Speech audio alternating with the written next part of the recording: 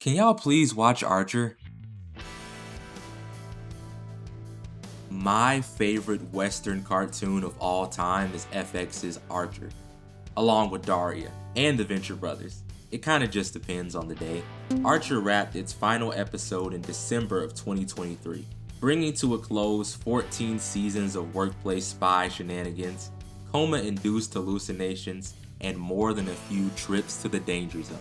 This show and these characters hold a special place in my heart, and I was more than a little sad to see them go. Almost as sad as when I realized that I might never get a Blu-ray release of the final few seasons. So that's why I'm here, to try and guilt you, my dear audience, into watching Archer so I can feed my pathetic addiction to collecting physical media. Wait, you're not gonna go back and watch Archer because it got bad? I don't really agree with that. I think Archer didn't get bad, it just got different. That's okay, right? Exercising. Wrong! Okay. Listen, Dead Jason. wrong! Alright, if we're being real here, Archer, by its finale, is fundamentally a different show than when it started. What began as a straightforward, dysfunctional spy parody morphed into more of a character-driven action comedy.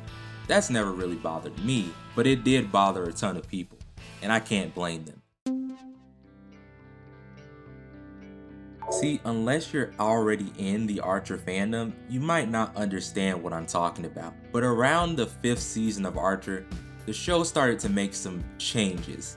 Main characters like Lana were now pregnant, things seemed to lean more cinematic, action got bigger and flashier, and plots somehow became even more wild, like everyone's selling cocaine now. It's cool. The snowball just rolled from there until eventually Archer found himself face down in a swimming pool tinged with his own blood. These seasons are looked back on more fondly by fans today, and though they were different, they're still considered prime Archer. After that, the most contentious part of the show's run started up, with Archer entering a coma and we the viewers watching how his brain began to process his life, his relationship, and the death of his long-suffering valet, Woodhouse. Unlike the last few seasons, this caused some fucking backlash, and resulted in many people jumping ship due to the shift in tone that took place. Think of it like an even faster move from early versus current era Adventure Time. But time passed, and once all was said and done, Archer woke up.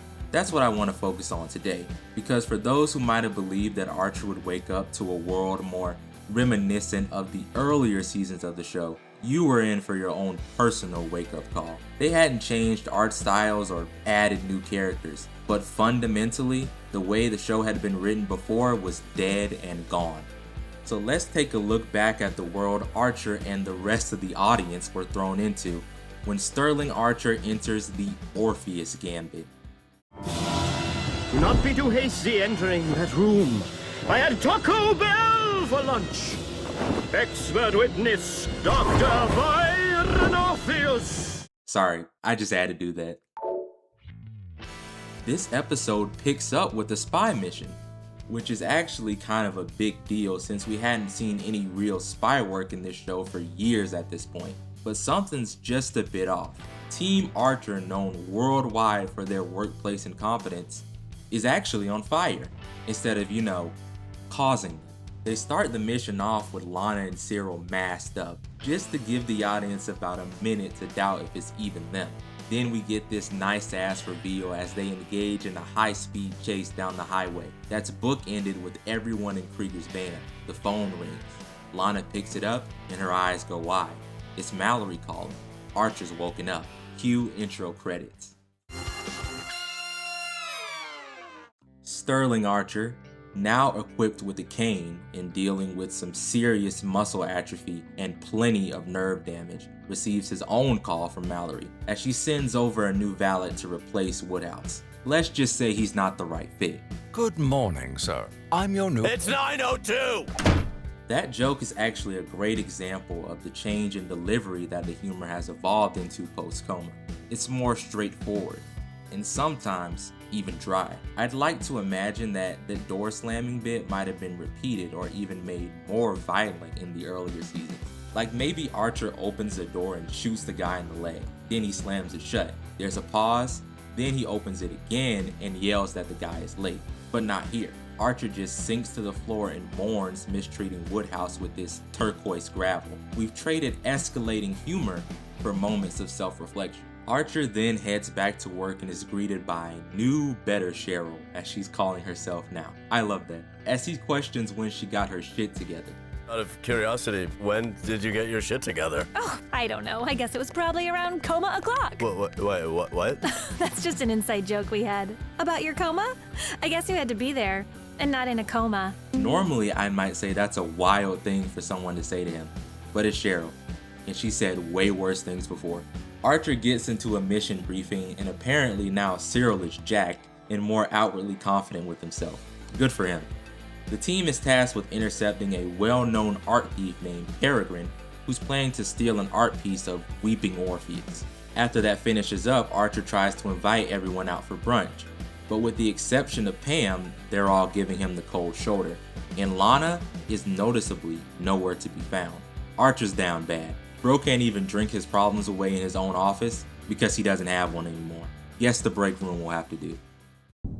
In the break room, alone, like a pervert, wallowing in a miasma of microwave fish curry and its subsequent farts. The sulking doesn't last long as Ray arrives to tell him Krieger wants to see him. Archer takes his solemn exit, but not before making a comment on Cyril's fridge hogging tendencies, which, fun fact, is a trait of the most annoying people you will ever meet in your life. I bet you can't name one good person who hogs a fridge. And no, I'm not waiting for your answer because it's gonna be a lie. Krieger reads Archer's mind and gives him a new high-tech cane to replace his normal one, and he quickly knocks himself out with the little fart spray inside. I know I said this already, but it bears repeating one more time.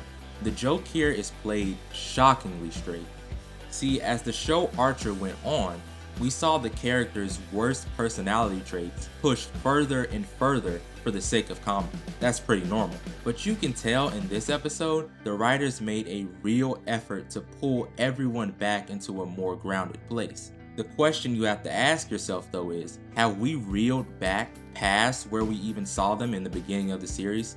And what does that mean for the narrative? I think I might have figured it out, but let's get through the rest of the episode first. It's the night of the art exhibit, and the mission is underway. They get a photo of Peregrine from Agent Birchstein here, voiced by Jamie Lee Curtis. And Archer learns that they've also retired running gags while he was in a coma. Whoa, sploosh, right? Yeah, we don't do that anymore. You don't, what, sploosh? You have to sploosh. No sploosh is an evil world to live in. But after a moment, things appear to be looking up for Archer as he reunites with Lana, his on-again, off-again love interest, and mother of their child, AJ.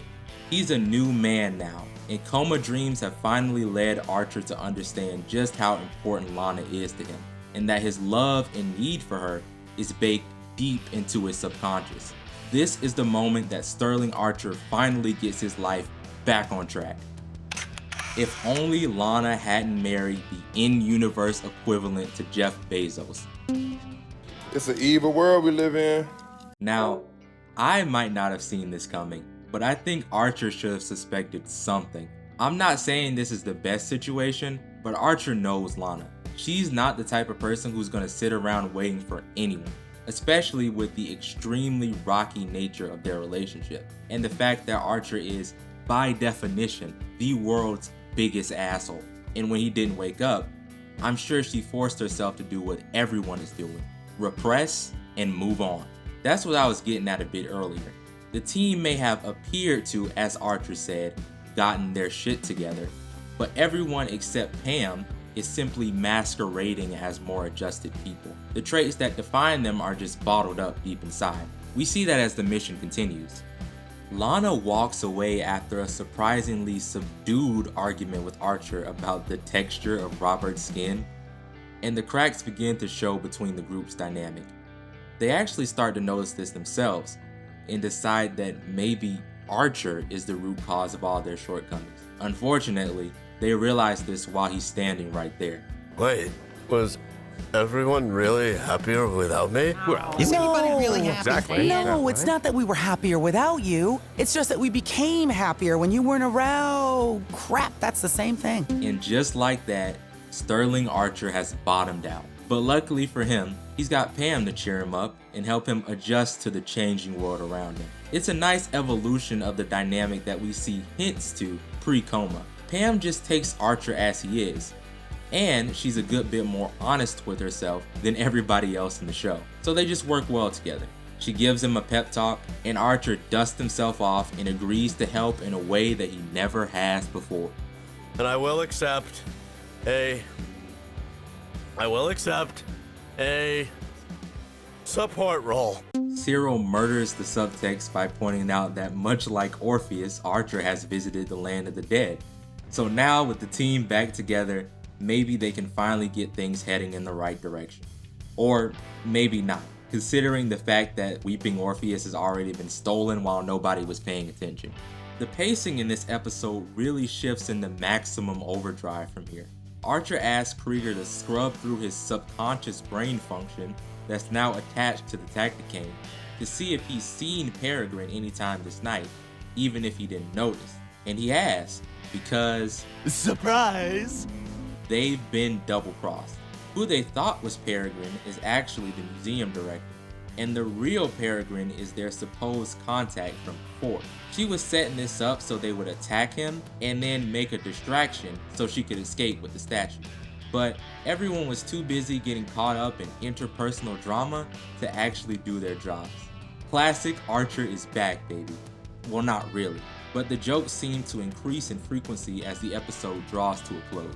Well, if you can get fired over this, I'm sure we can. Fired? Oh, no. Europe's labor laws are much too strong for that. Archer lays down suppressing fire, Cyril takes a few pieces of Woodhouse gravel to the face, and the day is saved thanks to modern art, Archer's aim, and the Tacticane. I love that rhymes. The episode finishes up with Archer doing his best impression of being the bigger person. Wait. Go to her. I was? No, go to her because of my nobility. Mallory once again welcomes her son back into the fold as he face plants onto the ground.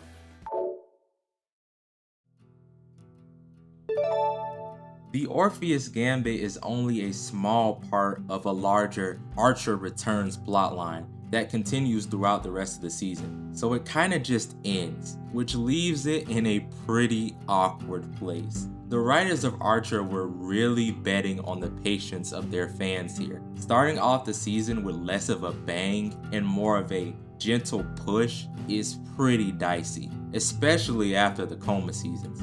I kinda admire it though from a confidence perspective. You can tell that they really believed in this plot. But to wrap things around to the beginning, please watch this show. It cooks, even if it cooks it slow. Regardless of the fact that Archer wakes up to essentially a sequel series that shares the same name as the original, I ultimately think it works out. Sure, we lost some of the pace and bite of the humor, I won't deny that, but I feel it's worth it to see these people attempt to grow into more fully functioning adults, even if that function is to ruin everyone else's day. I loved Archer. I loved Pam, Cyril, Lana, Krieger, Cheryl, and God, I loved Jessica Walter as Mallory. Archer may not be the show you remembered from back in 2009, but if you give it a chance to show you what it turned into by 2020, I think you'll have a pretty great time. I know that I did.